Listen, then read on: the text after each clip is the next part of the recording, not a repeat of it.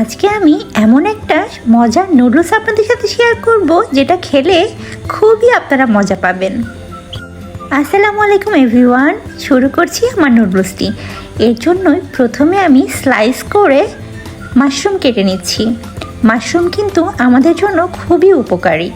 আমি সুন্দর করে এখানে 5টা মাশরুম নিয়েছি। 5টা মাশরুম আমি কেটে নিয়েছি এক টুকরো গাজর আমি বেশি দিব না, জাস্ট কালারের জন্য, দেখতে সুন্দরের জন্য আমি এখানে গাজরটা অ্যাড করছি।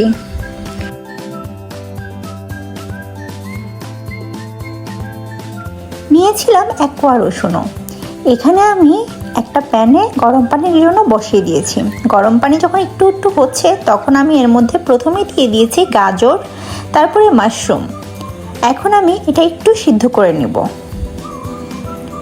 আমি কিন্তু এখানে ম্যাগি নুডলসটা ব্যবহার করেছি, আপনারাও ম্যাগি নুডলসটাই ব্যবহার করবেন, তাহলে এটার আসল টেস্টটা পাবেন।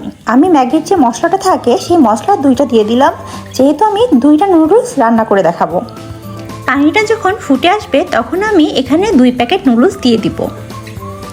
নুডলস কিন্তু আমরা বড় ছোট সবাই খুব পছন্দ করি, আর এটা পুষ্টিগুণের দিক থেকেও অনেক ভালো যদি বাসায় রান্না করা যায়। কারণ বাসায় আমি কি রান্না করছি সেটা আমার উপর ডিপেন্ড করে, বাইরে কিন্তু খাওয়া ঠিক না।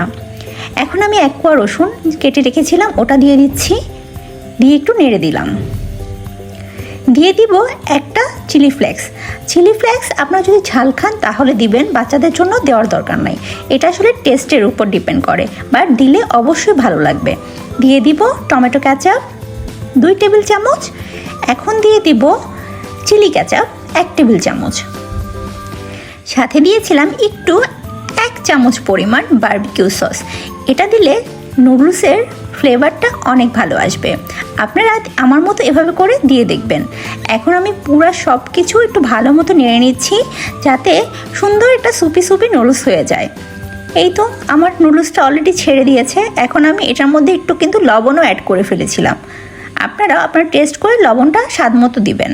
দেখুন আমার নুডলসের কালারটা কত সুন্দর হয়েছে। মাশরুম কিন্তু আমাদের জন্য খুবই উপকারী। মাশরুম আপনারা খাবেন, আর নুডলসের সাথে মাশরুম কিন্তু খুবই ভালো লাগে। আমার নুডলস রান্না কমপ্লিট হয়ে গেছে। আমি একটা সার্ভিং বলে নুডলসটা পরিবেশন করছি।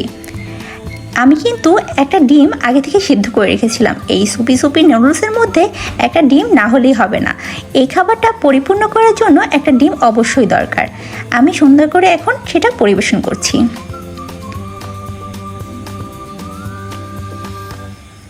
এই যে আমার নুডলস অলরেডি হয়ে গেছে। এখন আমি সৌন্দর্যের জন্য উপর থেকে একটু টমেটো কেচাপ দিয়ে দিচ্ছি। হিয়ার আমার নুডলস রেডি। এখন কিন্তু আমি খেয়ে ফেলবো। আপনারাও আমার মতো এভাবে করে বানাই খাবেন এবং আমাকে জানাবেন কেমন হয়েছে।